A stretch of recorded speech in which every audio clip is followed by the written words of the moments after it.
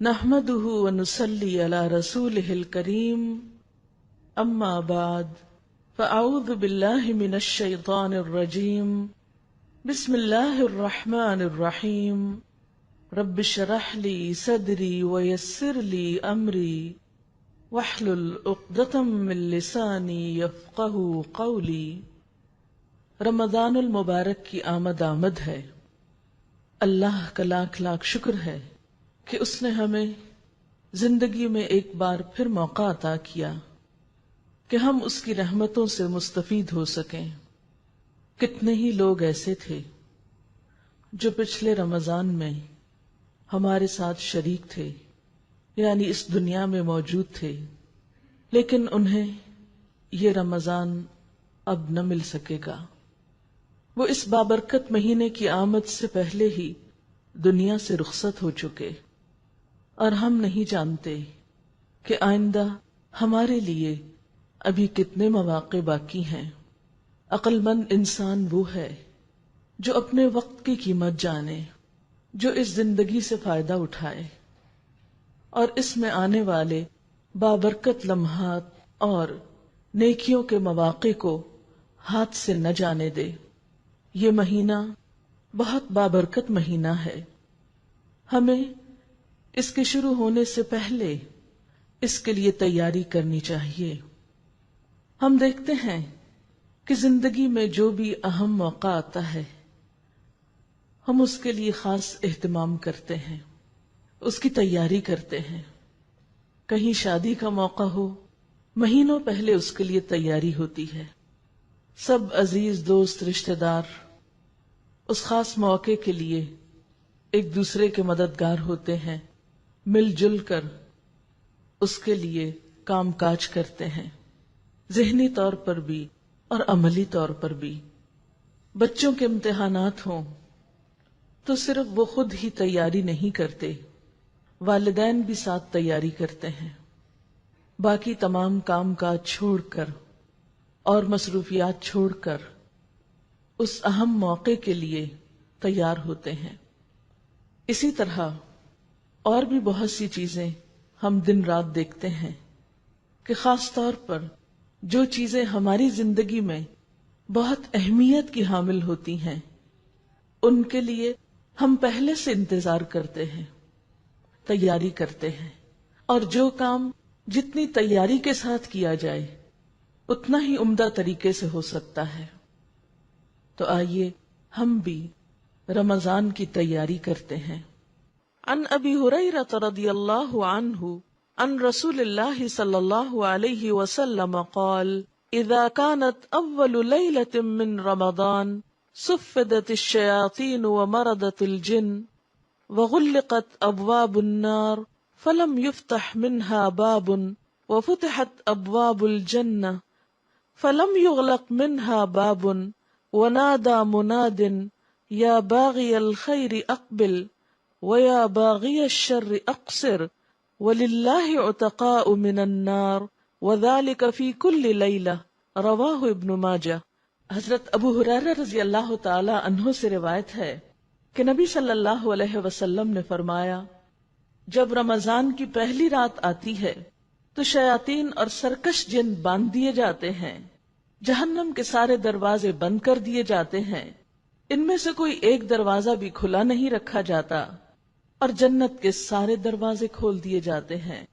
اس سے آپ دیکھیں کہ کتنا اہتمام ہوتا ہے عرش پر بھی، اللہ تعالیٰ کے ہاں بھی۔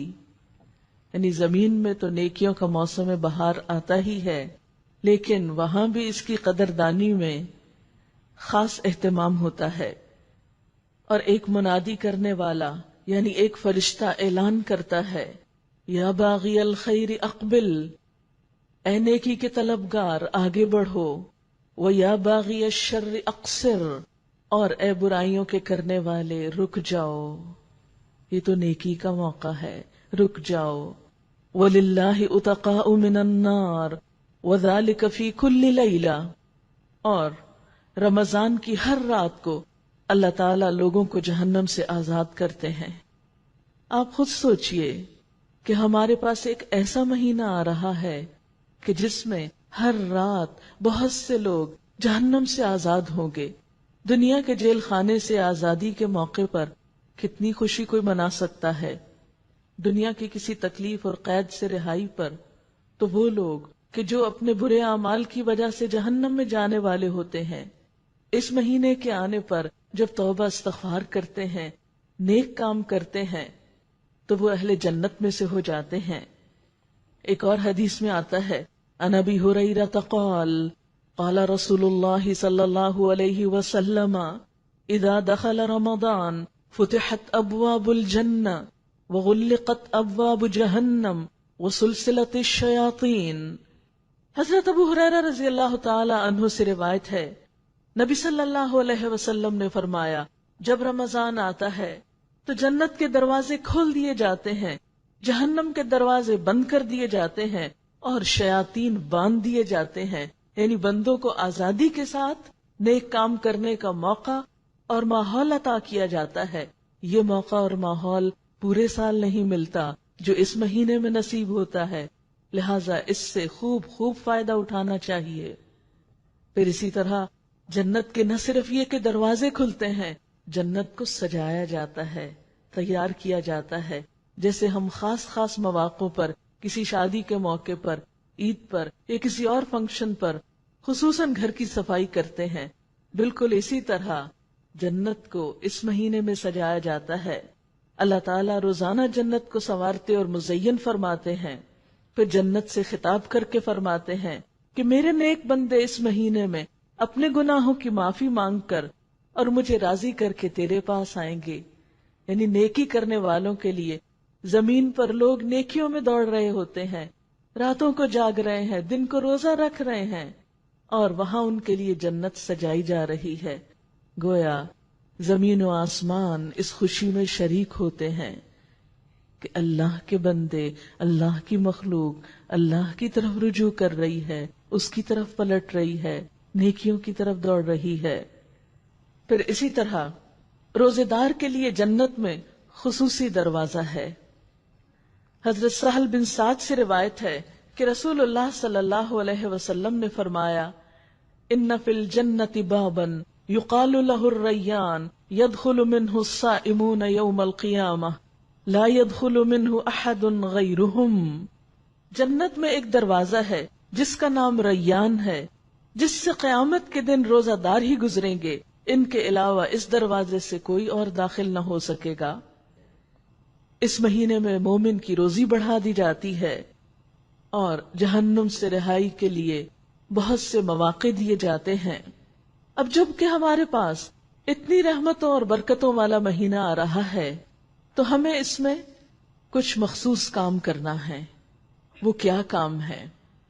بات یہ ہے کہ ہمارا دین دو اہم چیزوں پر مشتمل ہے، ایک طرف حقوق اللہ ہے، دوسری طرف حقوق العباد ہیں۔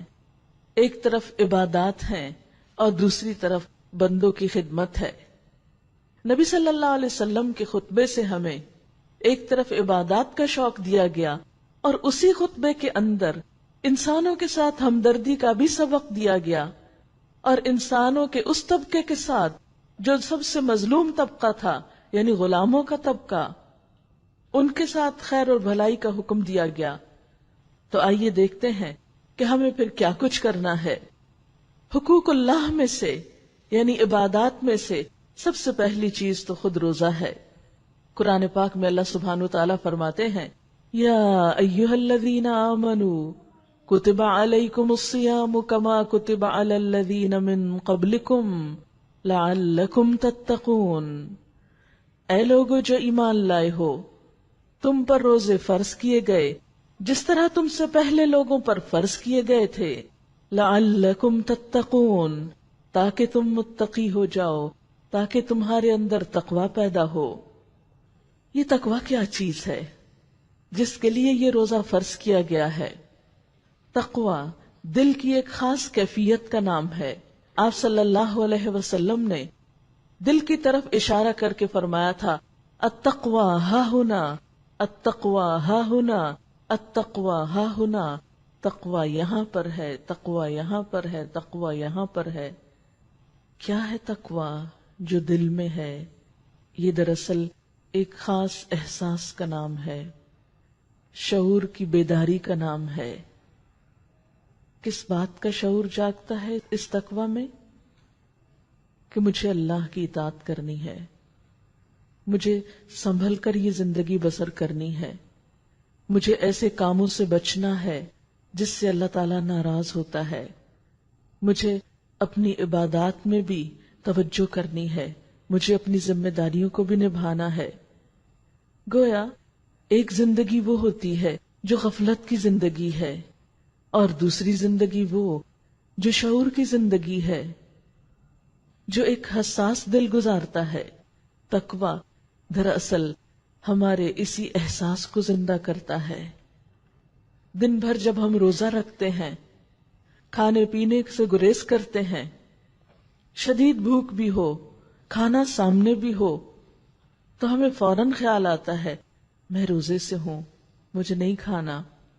آپ تنہائی میں ہوں، کوئی آپ کو نہ دیکھ رہا ہو، شدید پیاس سے ہوں، لیکن ایک قطرہ پانی کا اپنے حلق کے اندر نہیں جانے دیتے۔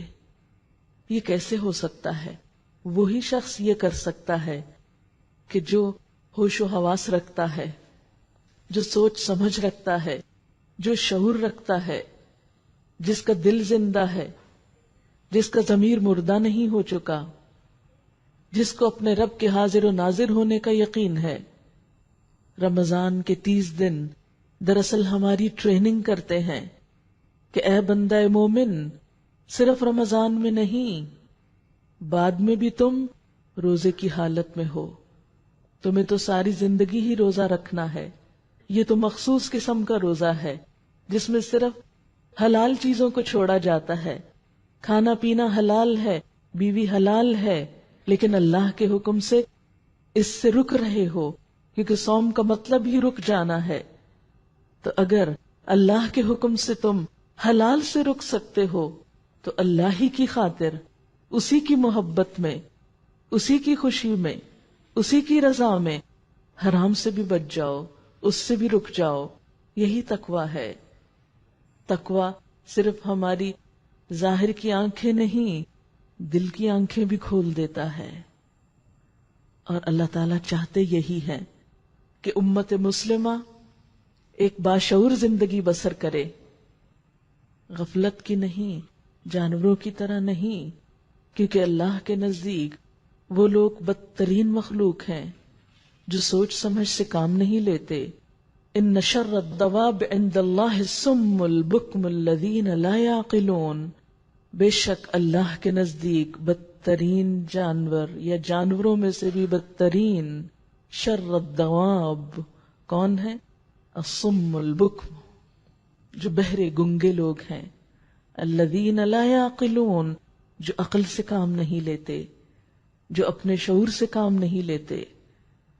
تو روزہ دراصل ہمارا شعور بیدار کرتا ہے، غفلت سے نکالتا ہے، تقویٰ پیدا کرتا ہے۔ روزے کی فرضیت نبی صلی اللہ علیہ وسلم کی احادیث سے بھی ہوتی ہے، اور ہم دیکھتے ہیں کہ آپ صلی اللہ علیہ وسلم نے اس روزے کو ہمارے لیے ڈھال قرار دیا۔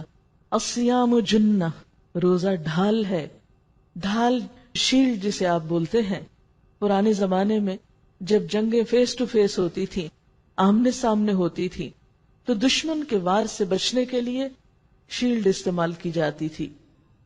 بالکل اسی طرح گناہوں سے بچنے کے لیے، غلط کاموں سے بچنے کے لیے روزہ ایک شیلڈ کا کام دیتا ہے۔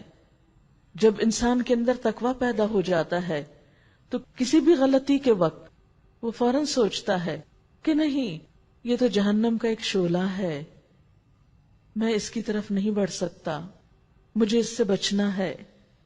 اور یوں روزہ 30 دن تک ایک احساس بیدار کرتے کرتے بالآخر انسان کو ساری زندگی میں گناہوں سے بچنے کا ایک موقع دیتا ہے۔ آپ صلی اللہ علیہ وسلم نے فرمایا، الصیام جنۃ من النار کجنۃ احدکم من القتال، روزہ جہنم سے ڈھال ہے۔ یعنی جس طرح دنیا میں انسان کو برائیوں سے بچاتا ہے، اسی طرح آخرت میں دوزخ سے بچانے والا ہے۔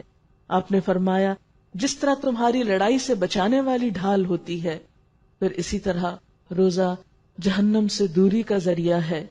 آپ صلی اللہ علیہ وسلم نے فرمایا، جو شخص اللہ تعالیٰ کے راستے میں ایک دن کا روزہ رکھتا ہے، اللہ تعالیٰ اس کا چہرہ اس ایک دن کے عوض جہنم سے 70 سال دور کر دے گا۔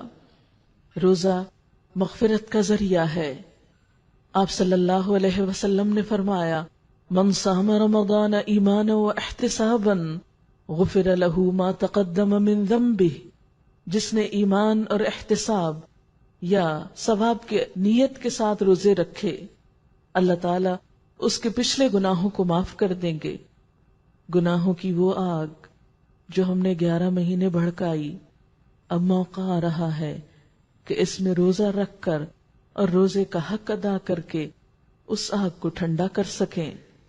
اور روزہ نہ صرف یہ کہ انسان کو روحانی ترقی عطا کرتا ہے، تقویٰ دیتا ہے، اس کی تربیت کرتا ہے، بلکہ جسمانی طور پر بھی روزہ بہت مفید چیز ہے۔ انسان کے جسم کا اس پر حق ہے، ان لجسدک علیک حق۔ عام طور پر ہم سمجھتے ہیں کہ یہ حق جسم کو کھلا پلا کر دیا جاتا ہے یا بہت آرام کر کے دیا جا سکتا ہے، حالانکہ بسا اوقات جسم کا حق کھانے پینے سے رک کر دینا ہوتا ہے، اور روزہ دراصل جسم کا حق دینا بھی ہے۔ ہمارا معدہ دن میں سارا وقت کام کرتا ہے، ہم اسے چین نہیں لینے دیتے، کبھی کچھ کھا لیتے ہیں، کبھی پی لیتے ہیں، کبھی کچھ منہ میں ڈالتے ہیں، کبھی کچھ منہ میں ڈالتے ہیں، اس بیچارے کو آرام تو ملتا ہی نہیں۔ اور نہ صرف یہ کہ معدہ، بلکہ اس کے ساتھ جگر جیسی چیز جس کو غذا کے ہضم میں مدد دینے کے علاوہ 15 اور کام کرنے ہوتے ہیں۔ رمضان میں جب 10-12 گھنٹے کے لیے معدے کو سکون ملتا ہے، جگر کو کم کام کرنا پڑتا ہے، تو وہ زیادہ صحت مند ہو جاتے ہیں۔ یہ جسم کی زکوٰۃ بھی ہے۔ اسی طرح روزے کے دوران خون کی مقدار میں بھی کچھ کمی ہوتی ہے، اور اس سے دل بھی کچھ آرام اور چین پاتا ہے، بلڈ پریشر بھی کنٹرول ہوتا ہے، اور پٹھوں پہ دباؤ بھی کم ہوتا ہے۔ افطار کے وقت تک خون میں موجود غذائیت کے تمام ذرات تحلیل ہو چکے ہوتے ہیں، یعنی انسان وہ سب کچھ استعمال کر چکا ہوتا ہے، اور اس سے پھر شریانوں پر یا وریدوں پر چربی نہیں چڑھتی، اور انسان زیادہ صحت مند ہوتا ہے، شریانیں سکڑنے سے محفوظ رہتی ہیں۔ اس طرح روزہ دل کی بیماریوں سے بھی حفاظت کا ذریعہ ہے۔ اسی طرح روزے کی وجہ سے کچھ گروتھ ہارمونز جسم کے اندر پیدا ہوتے ہیں۔ ریسرچ سے یہ بات سامنے آئی ہے کہ جو لوگ زیادہ روزے رکھتے ہیں ان کی سکن دیر تک اچھی رہتی ہے، وہ جھریوں سے محفوظ رہتے ہیں۔ یعنی بہت سے لوگ یہ سمجھتے ہیں کہ کھا پی کر زیادہ صحت مند چہرہ نظر آتا ہے، لیکن معاملہ اس کے برعکس ہے۔ خواتین تو خاص طور پر اپنے سکن کے معاملے میں بہت کانشیس ہوتی ہیں، ان سب کے لیے ایک اچھی ٹپ ہے، لیکن یاد رکھیے کہ ہمیں صرف اس جسمانی فائدے کے لیے روزہ نہیں رکھنا، اصل تو اللہ کی رضا کی خاطر اللہ کے لیے نیت کر کے رکھنا ہے۔ لیکن جب کوئی شخص اللہ کا ہو جاتا ہے، اللہ کے لیے کوئی کام کرتا ہے، تو ایسا نہیں ہوتا کہ دنیا کا فائدہ اس کو حاصل نہیں ہوتا۔ بندہ مومن کی تو بہرحال پرائرٹی آخرت ہے، دنیا تو دوسرے نمبر پر آتی ہے۔ اس لیے اگر آپ اللہ کی خاطر ایک نیک کام کریں گے تو دنیا میں بھی اس کا فائدہ اٹھائیں گے۔ گروتھ ہارمونز جب بڑھتے ہیں جسم میں تو اس سے پٹھوں میں پروٹین بڑھتی ہے، اور فری فیٹی ایسڈز کی تیز حرکت کی وجہ سے پٹھوں کو توانائی مہیا ہوتی ہے۔ اسی طرح روزہ رکھنے سے خوراک کی توڑ پھوڑ کا بنیادی نظام میٹابولک ریٹ جو ہے وہ بھی معتدل رہتا ہے۔ اور بھی اس کے بے شمار فوائد بتائے گئے ہیں، لیکن اس وقت چونکہ موقع طبی فوائد بتانے کا نہیں، لیکن ہلکا سا ذکر کرنا مقصود تھا تاکہ انسان یہ جان سکے کہ ہمارا دین جب ہمیں کچھ سکھاتا ہے تو وہ صرف آخرت کے لیے نہیں، اس میں ہماری دنیا کا بھی فائدہ ہوتا ہے۔ بہت سے لوگوں کو یہ غلط فہمی ہوتی ہے کہ اگر ہم دین کی طرف آئیں گے یا دین کے لیے کچھ کام کریں گے تو شاید ہمیں دنیا مکمل طور پر بند کرنی پڑے یا دنیا ہم سے چھٹ جائے گی. نہیں، اللہ تعالیٰ ہی نے یہ دنیا بنائی ہے. وَلِلَّهِ الْآخِرَةُ وَالْأُولَى، یہ دنیا بھی اور آخرت بھی سب اللہ ہی کی ہے. اصل امتحان اس بات کا ہے کہ ہم جیتے کس کے لیے ہیں، قریب کی چیز کے لیے یا اس اصلی چیز کے لیے. اور ہم جو بھی کام کرتے ہیں اس میں فائدہ کس کا دیکھتے ہیں، صرف دنیا کا یا آخرت کا. آخرت ایک بلند منزل ہے. جو انسان بلندی کا سفر شروع کرتا ہے اس سے کم تر چیزیں، راستے کی چیزیں اسے ملتی چلی جاتی ہیں. وہ تو راستے میں آتی ہی ہیں، دنیا تو راستے میں آ جاتی ہے.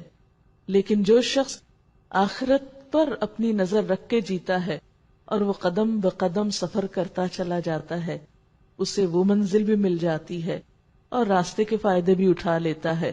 لیکن اگر کوئی شخص اپنا گول ہی ایسا رکھے کہ وہ صرف دنیا کے لیے جیے تو آخرت اس سے چھٹ سکتی ہے، وہ وہاں تک نہیں پہنچ سکتا. کوئی بھی شخص جو عاقل و بالغ ہو، جس پر روزہ فرض ہو چکا ہو، اس کے لیے لازم ہے کہ وہ اس مہینے سے خوب فائدہ اٹھائے اور چھوٹی چھوٹی بیماریوں کے بہانے کر کے یا محض خوف کا شکار ہو کر اس موقع کو ہاتھ سے نہ جانے دے. اور اس معاملے میں یہ بھی دیکھنا چاہیے کہ بعض اوقات ہم روزہ چھوڑنے کے لیے کسی ڈاکٹر سے فتویٰ لے آتے ہیں اور اس کے سہارے ہم روزہ چھوڑ دیتے ہیں. اس سلسلے میں بھی یاد رکھیے کہ دین ہمیں سکھاتا ہے استفت قلبک ولو افتوک، اپنے دل سے بھی فتویٰ مانگو، خواہ لوگ تمہیں فتویٰ دے دیں، خواہ ڈاکٹر صاحب یہ کہہ بھی دیں، لیکن پھر تم اپنے مزاج کو، اپنے آپ کو، اپنی صلاحیت کو زیادہ پہچانتے ہو کہ تم اپنے اوپر کتنی مشقت لے سکتے ہو. رمضان کے مبارک مہینے میں روزہ رکھنے کے علاوہ دوسرا اہم ترین کام نماز ہے، اور خصوصاً نماز تراویح ہے. نماز کے بارے میں آپ سب جانتے ہیں کہ یہ کافر اور مومن کے درمیان فرق کرتی ہے. اور پھر دن کی 5 نمازوں کے علاوہ رات کی نماز یعنی تہجد کی نماز آپ سب جانتے ہیں کہ وہ بہت بہترین ہے. یعنی فرض نمازوں کے بعد سب سے افضل نماز تہجد کی نماز ہے.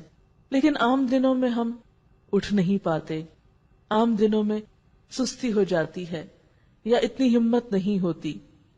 اللہ تعالیٰ نے رمضان کا موقع دے کر سحری کے وقت بھی جاگنے کا موقع دیا، اور اس کے علاوہ اگر سحری کے وقت نہ یہ نماز پڑھ سکے تو رات کے اول حصے میں بھی پڑھنے سے بے پناہ اجر و ثواب ملتا ہے.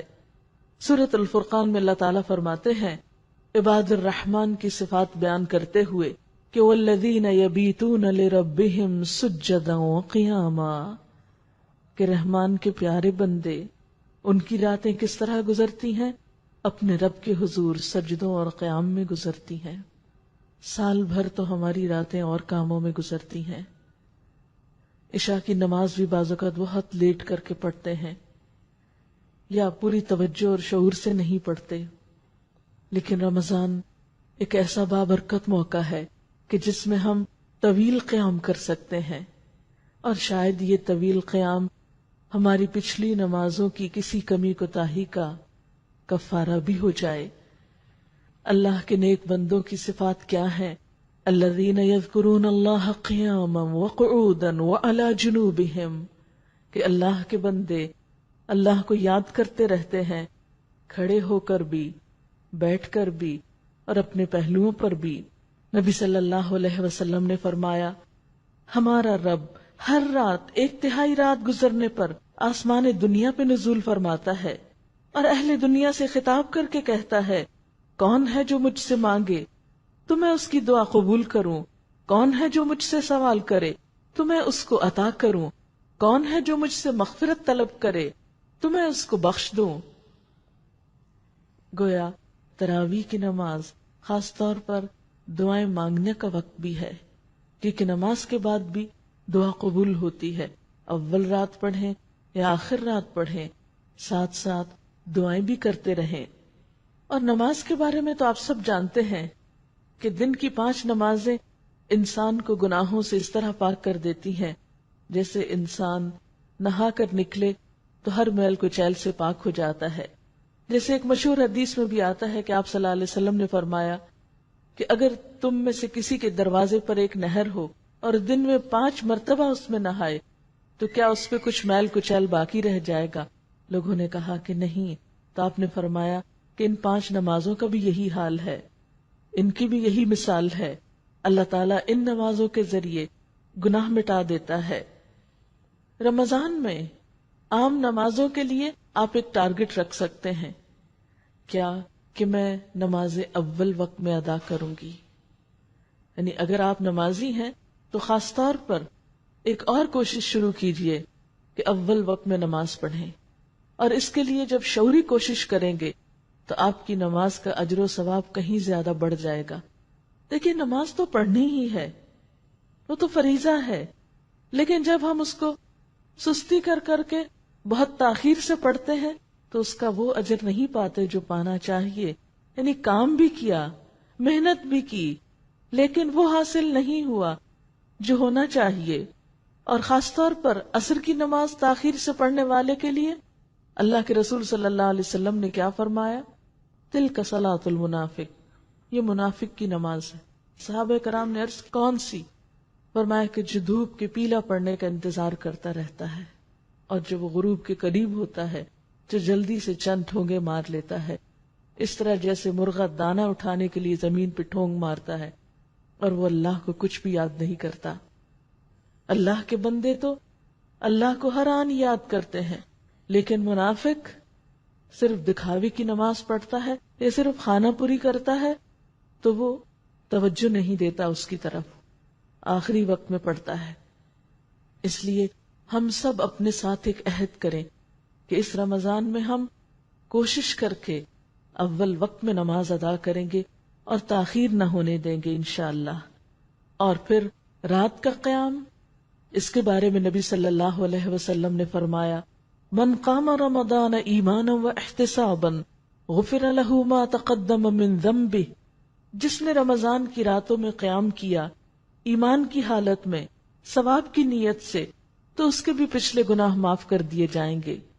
تو گویا دن کے روزے کے علاوہ رات کو بھی اللہ تعالی ایک خاص موقع عطا کرتا ہے نماز کا. یعنی گویا دن بھی عبادت اور رات بھی عبادت، کیونکہ رات کا کچھ حصہ جب انسان اللہ تعالی کے حضور قیام میں گزارتا ہے تو باقی رات جو سوتا ہے اور اس انتظار میں سوتا ہے کہ صبح پھر روزہ رکھوں، سحری کروں، تو اس کا یہ سونا بھی ایک طرح سے عبادت ہو جاتا ہے. گویا رمضان ایک ایسا موقع ہے جس میں دن کا سارا وقت ایک ایک لمحہ عبادت ہے، اور جس میں رات کی نماز اور پھر رات کا سونا بھی ایک عبادت ہے. اس لیے جو لوگ اس مہینے کا اہتمام کریں وہی خوش قسمت ہیں. حضرت عبداللہ بن عمر سے روایت ہے کہ نبی صلی اللہ علیہ وسلم نے فرمایا روزہ اور قرآن قیامت کے دن بندے کے لیے سفارش کریں گے. روزہ کہے گا اے میرے رب، میں نے اس بندے کو کھانے پینے سے اور اپنی خواہشات پوری کرنے سے روکے رکھا، اس کے بارے میں میری سفارش قبول فرما. قرآن کہے گا اے میرے رب، میں نے اس بندے کو رات سونے سے روکے رکھا، لہٰذا اس کے بارے میں میری سفارش قبول فرما. چنانچہ دونوں کی سفارش قبول کی جائے گی. اس لیے دن کے روزے کے ساتھ ساتھ رات کی تراویح کا اہتمام بہت ضروری ہے. اگرچہ تراویح نماز فرض نہیں ہے لیکن بہت اجر و ثواب کا باعث ہے. لیکن یاد رکھیے کہ بہت سے لوگ زیادہ نفل جب پڑھتے ہیں یا لمبی نماز پڑھتے ہیں تو عموماً تیز تیز پڑھتے ہیں، جلدی سے رکوع کیا، جلدی سے کھڑے ہو گئے، جلدی سے سجدہ کیا، پھر کھڑے ہو گئے. وہ صرف تعداد پوری کر کے بات ختم کر دیتے ہیں. تو وہ وقت تعداد پوری کرنے کا نہیں، اللہ کو یاد کرنے کا ہے، دعائیں مانگنے کا ہے، بخشش کرانے کا ہے. اس لیے اس نماز کو خشوع و خضوع سے پڑھنا چاہیے. اور آپ صلی اللہ علیہ وسلم نے خبردار بھی کیا کہ نماز کی چوری سے بچو. آپ نے فرمایا چوری کے لحاظ سے سب سے بدترین وہ انسان ہے جو نماز چراتا ہے. تو صحابہ کرام نے عرض کیا کہ وہ کیا چیز ہے، یعنی نماز کی چوری کیا ہے؟ تو آپ نے اس پر کیا فرمایا کہ جو رکوع اور سجود ٹھیک سے ادا نہیں کرتا، یعنی ابھی رکوع میں گئے نہیں کہ اٹھ کھڑے ہوئے، سجدہ کیا نہیں تو اٹھ کھڑے ہوئے، ایک سجدے سے اٹھ کے ٹک کے بیٹھے ہی نہیں کہ دوبارہ سجدے میں چلے گئے، اور نماز میں ہل جل ہی رہی اور ختم کر دی گئی. تو اس لیے کوشش کیجئے کہ اس طرح نماز ادا کریں کہ نماز کا بھی حق ادا ہو، نہ کہ نماز پڑھیں اور اس کے ساتھ اس کی چوری کے مرتکب ہوں.